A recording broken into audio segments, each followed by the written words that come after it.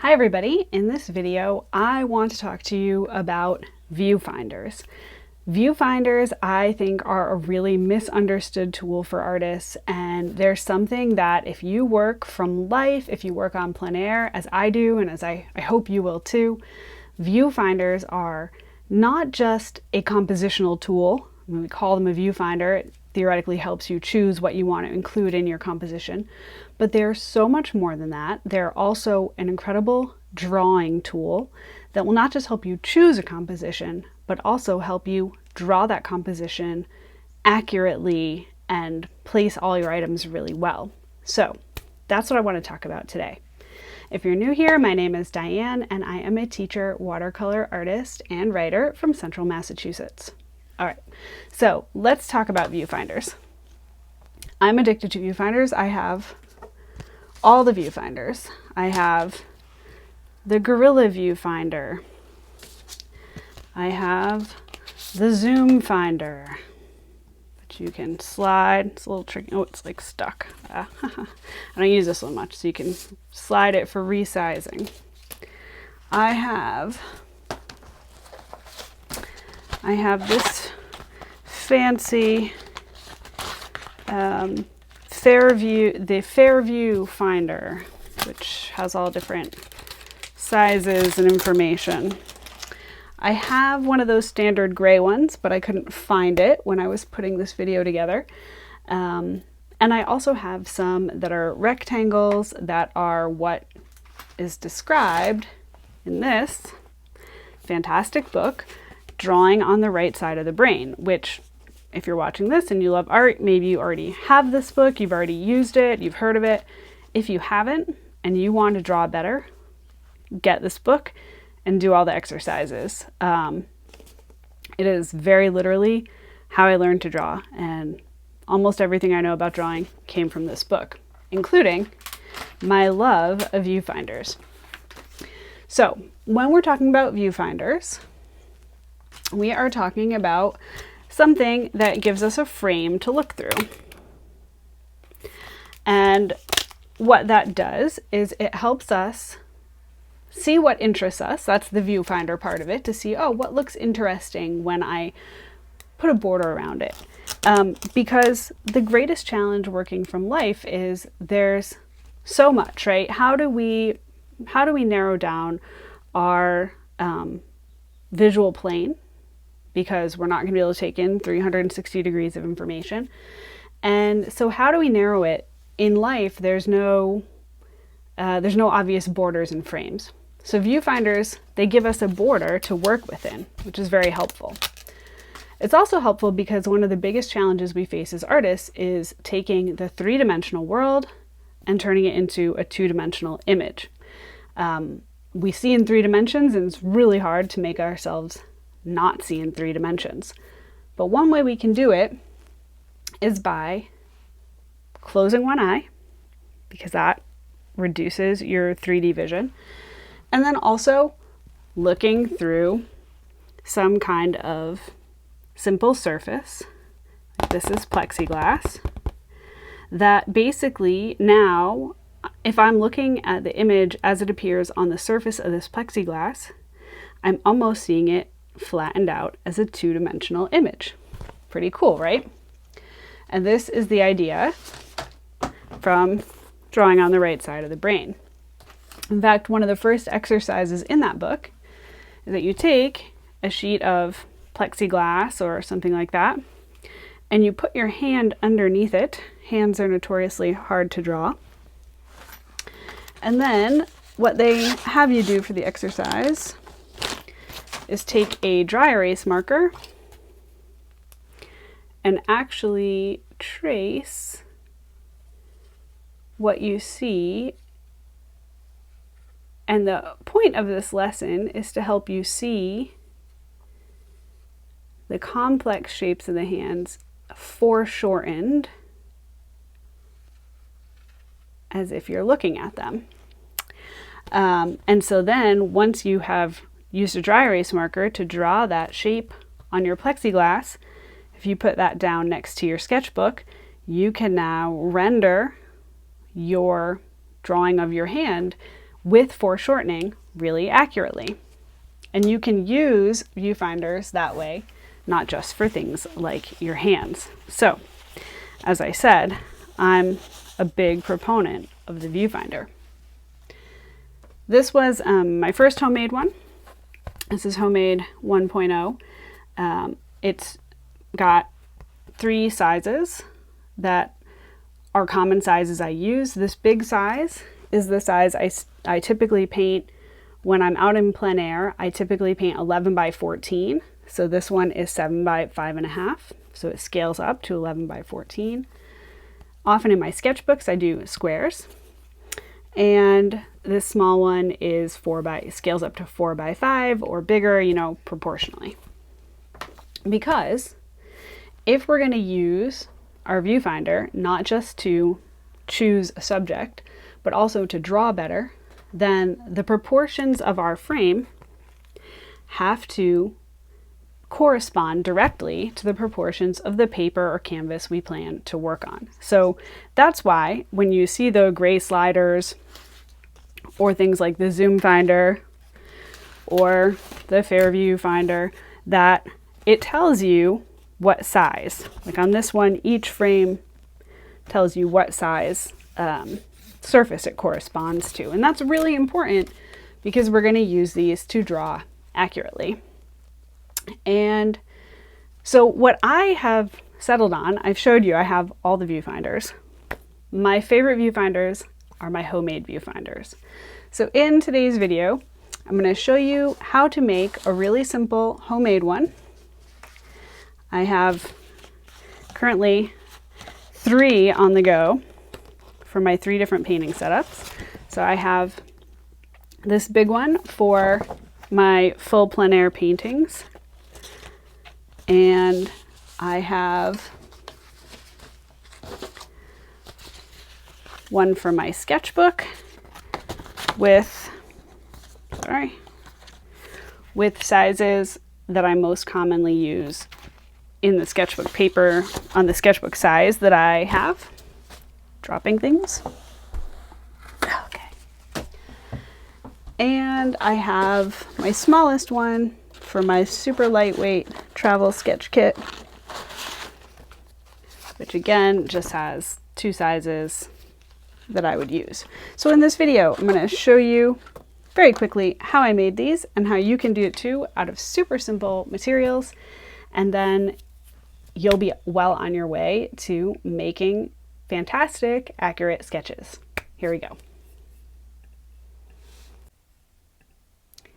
Okay, so first thing you need to do is take a look at the sketchbooks you normally use or the paper you normally work on and think about what are the sizes that you normally use when you're sketching. Take some good measurements. If you're like me and you're like measuring and math is not my thing, I get it. And the beauty of this is we do all this measuring once, we set up our viewfinders and some templates, and we never have to measure again. So you saw there I was just taking my 3 sketchbooks that I typically use and figuring out what sizes I typically sketch in. And now here I'm just scaling those down to reasonable sizes to use in my actual viewfinder because I'm going to make them small. I actually have made them kind of smaller and smaller recently, more the size of my thumbnails. So they help me to plan what I'm going to do and are just a little quicker and easier to use and more compact. So we do all of our math. Takes a good minute, but once we've done all that measuring, we are in good shape.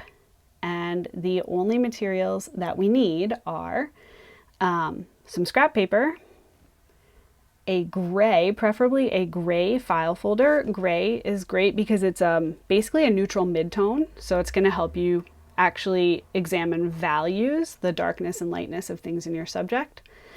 And we also need a transparency sheet, like the old school overhead transparency sheets that you would use, that a teacher might use at school. And a permanent marker, a nice sharp, some good straight edges, and a nice sharp craft knife or scissors. So what you see me doing here is cutting out little rectangles to my predetermined sizes. And the reason I'm doing that is these are going to be the templates that I trace onto my folder. While it is true that I could just draw the rectangles measured out onto my folder, I find it's better to make these little paper templates because I can use two edges of that little notepad to be perfect straight edges that are perpendicular. Basically, it just means my rectangles are more accurate. And I am labeling them with what sizes they are so that I don't forget, so that I can label everything up when I put it on my viewfinder. I know this seems kind of tedious, but again, we're doing all of our thinking in advance so that when it's time to sketch, this stuff is already done, right? One morning of work will save you so much labor later on. So we're going to make all of our templates and then we're going to cut out our shapes. Okay, so I've got all my little templates ready and I have my file folder so I can lay them out and see how they fit. I want to have a decent amount of gray border around each. Again, that's just going to help my eyes relax into the scene and focus where they need to focus. So we want that nice gray border around each box. And then you can see I'm just tracing them in and labeling them with a permanent pen. And then once I have them all laid out, I'll go ahead and cut them. And it's okay if my lines aren't the most precise from the templates because I'm gonna use a straight edge when I'm cutting anyway, but it's just to get the sizes right. So I highly recommend having a nice metal ruler, a good sharp craft knife, and you probably want to use a cutting mat underneath, as you see I'm doing here. And because I'm cutting through 2 layers of this kind of cardstock of the file folder, I found that I had to make each cut at least 3 times. We want to have nice, sharp, defined cuts, so do take your time with this step. And as I cut out the little gray squares, you can see I kept that gray square and labeled it.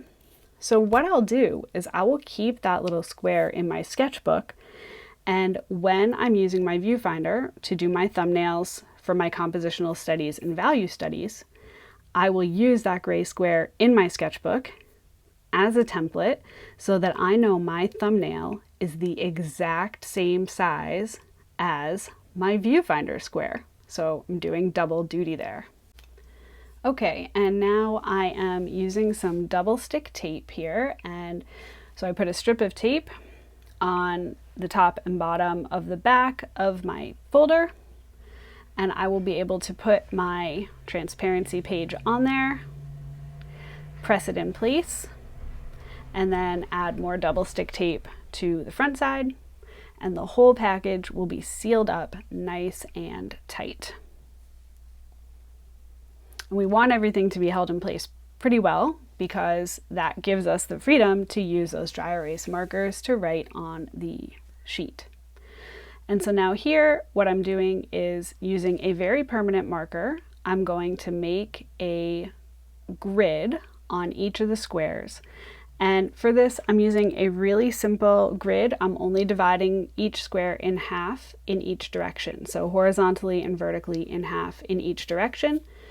And that's all I really need for my grid. I used to do my grids in the traditional compositional grid where you do rule of thirds. So 2 lines vertically, 2 lines horizontally to divide everything into basically 9 boxes. You can do that if you want. I've found that actually this simple grid is sufficient. What it tells me is my focal point should be inside one of those 4 boxes and not right smack in the middle where the lines converge, and it's kind of all I need. Now, let's talk a little bit more about how this helps you to draw. Here is a sketchbook spread that I did using my viewfinder, and in this image I've got, it's just a vignette of a turtle fountain and some planters at a local botanical garden. So first thing, if we take a look at the upper left-hand corner, you'll see my compositional grid, and it's functioning also as my quick value study. So I traced my template, and then I held my viewfinder up to see where I needed to place each of those planters within my picture plane, to see how much space should that turtle take up, what sort of angles should the lines be at. And the thing about angles is really important because it can be quite hard to judge perspective and the direction of perspective lines from life. Our brains get mixed up. They have a hard time doing it, even if we know the academic theory of perspective. But what the viewfinder does is it gives us perpendicular lines, the borders, to compare the shapes inside the picture plane to. So I can see those angles a lot more clearly when they are framed by strong verticals and horizontals. So hopefully that makes sense. So in this sketch, I did the thumbnail up in the corner, and then I drew my frame and did the full sketch on the same page. Sometimes I will do a series of thumbnails on their own page and then sketch separately, but for this one, it just sort of worked out this way. And then my other image that I want to show you is from the same day, and it is a view of a pergola and some sweeping steps at the same botanical garden. And bottom line, this was really hard to draw. There are a lot of angles. The pergola needed to have perspective lines because I am looking up at it and at a slight angle. Figuring out how to fit those beautiful curved stairs into the picture plane, all of these things were massive challenges that I faced. And the reason that I was able to do it successfully is I had my viewfinder to help me figure out what size to make things within my picture plane. So that was really important, being able to gauge, for instance, that right in the center of my sketchbook spread, that the second column of the pergola, of the 4 columns, that second one I aligned my viewfinder so that the center line of the viewfinder matched up with that column. And that allowed me to judge the angles, to judge the spacing, and fit everything into the scene. So hopefully in the future I'll get some videos in where I can show you using them on location. But for now, I hope this inspires you to try making your own viewfinder, or if you already have one you bought, using one you have to get out there and sketch. Until next time, stay creative, friends.